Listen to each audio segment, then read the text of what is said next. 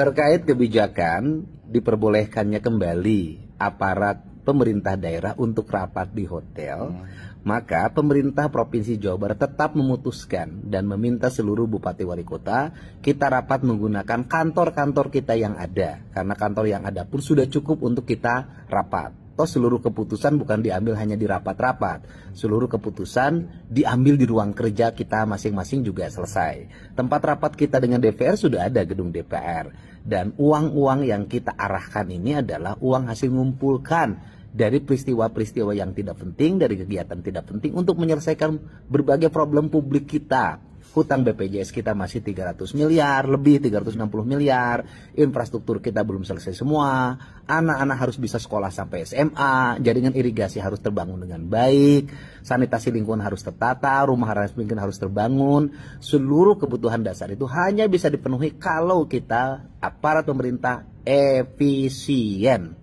Itu saja. Jadi saya pemerintah Provinsi Jawa Barat sebagai gubernur dan meminta seluruh bupati wali kota kita tetap menjalankan pemerintahan dengan menggunakan fasilitas gedung kantor yang kita miliki.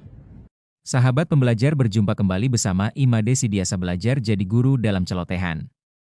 Celoteh kita hari ini, kita akan membahas tentang penolakan Gubernur Jawa Barat Deddy Mulyadi terhadap kebijakan pemerintah pusat yang mengizinkan rapat pemerintahan di hotel mendapat dukungan dari Wakil Ketua DPRD Jawa Barat, Ono Surono.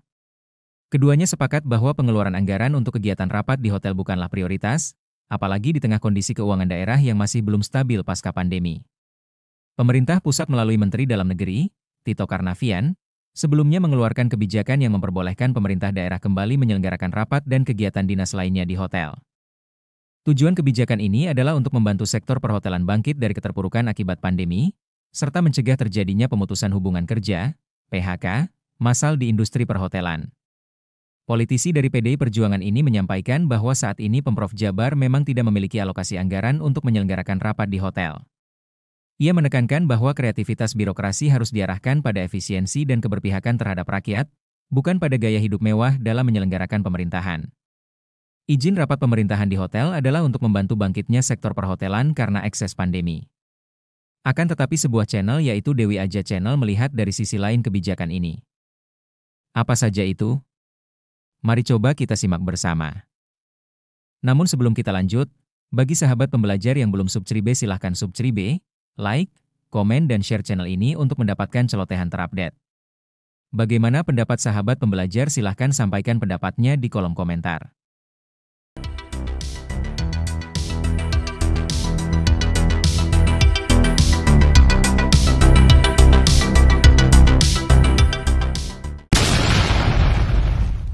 Saya itu kan lagi menegaskan untuk kita semua mentaati ya peraturan perundang-undangan.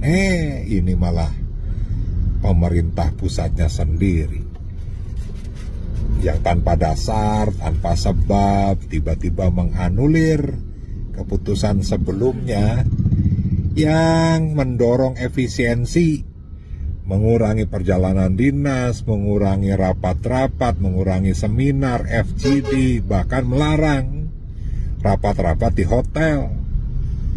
Tiba-tiba Mendagri menganjurkan untuk rapat-rapat di hotel lagi. Di Jawa Barat itu ya sudah tidak ada anggaran untuk rapat-rapat di hotel. Sudah efisiensi betul yang dilakukan oleh Gubernur Jawa Barat. Karena sudah tidak ada anggaran ya wajar saja KDM menolak mengikuti arahan dari Mendagri untuk rapat-rapat di hotel. Dan kita doronglah rapat-rapatnya cukup di pinggir sawah, pinggir sungai, di gorong-gorong, di pemukiman kumuh, di pinggir laut, ya, di tempat sampah.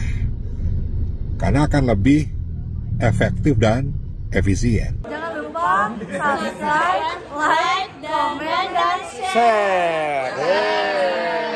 Akan kita bongkar permainan busuk, permainan gelap, kolusi antara pejabat di Indonesia dengan para pengusaha ataupun pemilik hotel. Modus operandinya seperti apa akan sama-sama kita kupas tuntas di kesempatan konten kali ini. Tentu, kalau saya membongkar satu kasus, itu saya sertakan data dan fakta dari sumber yang kredibel. Artinya bisa dipertanggungjawabkan. Jadi saya jatuhnya bukan lagi fitnah, apalagi hanya asumsi. Kalau kalian tidak terima dengan fakta-fakta yang saya sampaikan ini, yuk kita sama-sama adu datanya. Laporkan saya saja ke pihak kepolisian dan kita adu datanya. Kan begitu ya? Oke. Semenjak Kemendagri mengizinkan kembali para pejabat meeting ataupun rapat di hotel dan di restoran, ini menuai kontroversi, ya kan? Terutama untuk Kang Deddy Mulyadi yang semenjak kepemimpinannya dia mengalihkan dari rapat di hotel menjadi di gedung-gedung yang ada di pemerintahan, atau bahkan dia melakukan rapat ya di lapangan aja, di jalan, dimanapun, di pasar dia adakan rapat itu. Nah, ini nggak terima para pejabat-pejabat lain, salah satunya si Ono Surono yang dengan sangat kasarnya bilang, ya udah kalau gitu rapat aja di tempat sampah, katanya begitu. Ini ngeri banget nih si Ono Surono. Tahu sendiri dari partai mana? Partai Red Bull, tukang bikin rusuh di negeri ini. Ngeri ini, ngeri. Oke. Sebenarnya permainan busuk antara pejabat dengan pengusaha hotel ataupun pemilik hotel ini akan berkutat modus operandinya pada dua hal saja. Yang pertama adalah di gratifikasi dan yang kedua di markup. Itu umumnya akan melaksanakan di situ. Ya, oke. Mungkin kalian juga sudah paham modus operandinya seperti apa, tapi di sini saya akan memberikan satu contoh ini di kehidupan saya pribadi, oke? Namun ini sangat mirip sekali dengan apa yang dilakukan di negeri ini. Saya kebetulan pernah menjadi Menteri Informatika, Komunikasi dan Informatika. Ngawur lu bang, kapan lu jadi menteri? Iya, dulu saya sekolah, kebetulan saya sekolah itu di Pondok Pesantren Modern, yang mana di dalamnya itu dibentuk seperti satu organisasi seperti OSIS lah ya, tapi ini lebih rumit, lebih besar, seperti negara di dalam negara gitu loh. Bahkan dulu di Pondok Pesantren saya itu punya bank sendiri, punya mata uang sendiri. Tuh bayangin, Pondok Pesantren saya dulu ya, rumah sakit sendiri, semuanya sendiri. Bahkan kementerian-kementeriannya itu juga sendiri-sendiri. Nah, kebetulan saya waktu itu ditempatkan di Kementerian Informasi begitu loh. Nah, jadi saya itu dulu bagian majalah kan dulu bang, waktu belum ada medsos, yaitu majalah. Nah, modus operandinya itu begini.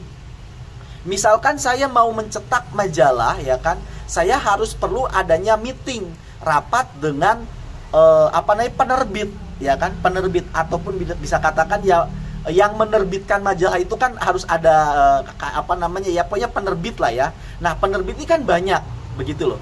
Nah, disinilah saya memilih di antara banyak penerbit untuk menerbitkan majalah Pondok Pesantren saya, begitu loh.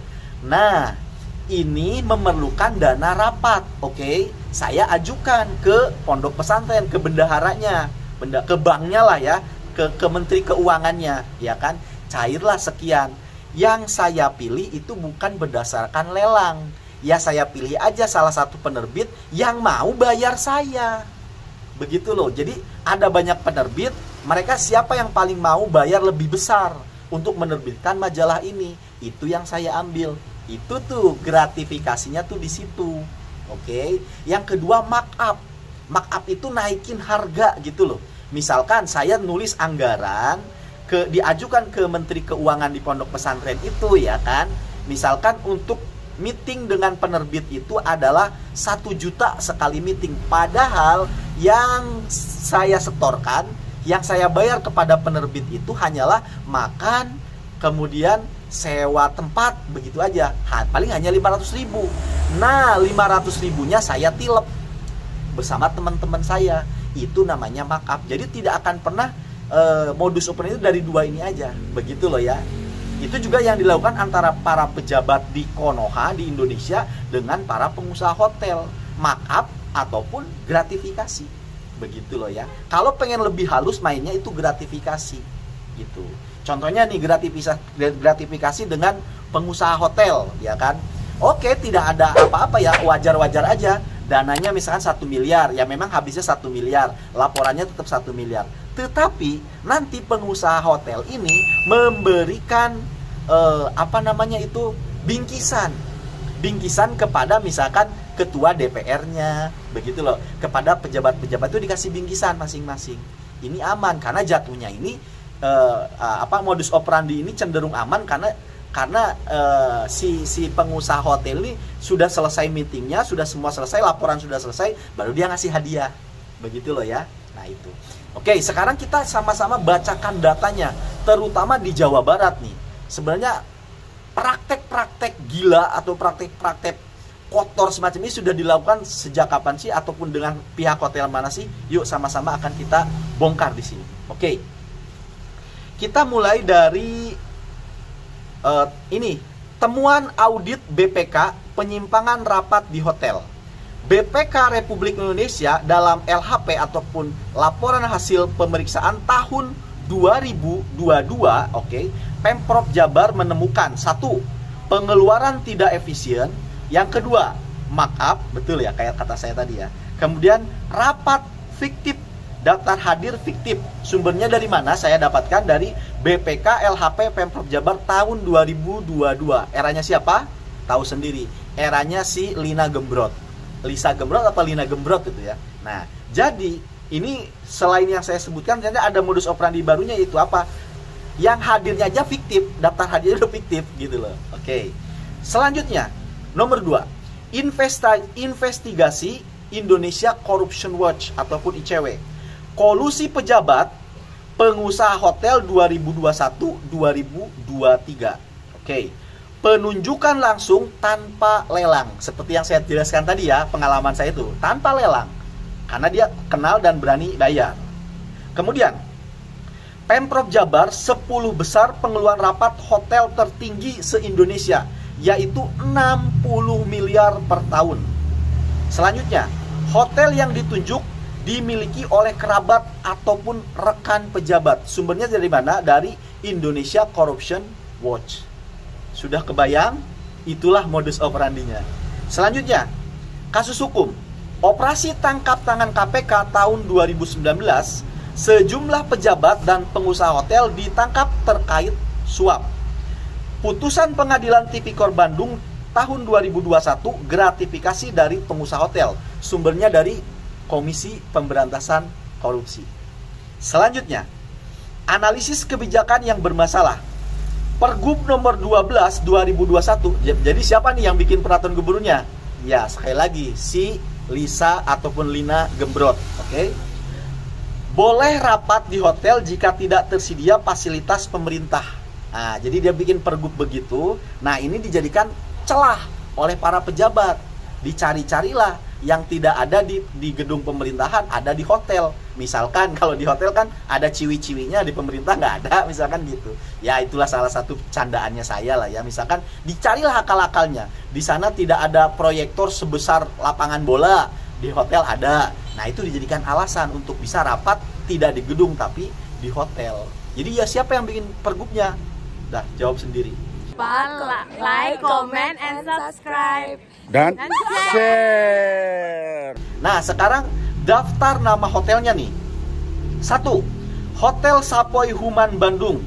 Kasus mantan Kepala Dinas PUPR Jawa Barat tahun 2019 divonis menerima gratifikasi dari pengusaha hotel. Sumbernya dari mana?